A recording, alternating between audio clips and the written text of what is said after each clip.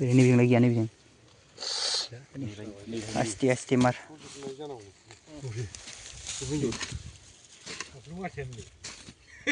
Pilih tumbra. Nih bikin pilih huni. Pilih bisa mbak. Nunggu. Nunggu. Nih boleh nih. Majir sih. Pilih. Hah? Ini jual bung juga dong. Ini semua sudah ini juga. Adi, wording sih. Nih. Tunggu boleh siap yang boron sih lain nih. Usah uklah dulu.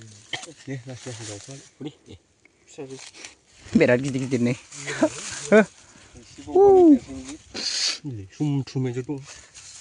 Lo berkah deh le. Yang terakhir gitu kian nih ya, honek gitu munda. Wah, ini ada bisma. Ayo sama gitu mas. Mula. Ya itu bisma. Aneh ada musuhnya masuk. Bisma kok. Huni. Iya sih jadi sini sih. Kuda udang saya. Nih. Biru sih dong. Gila. Ya. Bisnya benar bisma. Oh, muncul tunggu tunggu. Bisma mas itu berapa? Bisa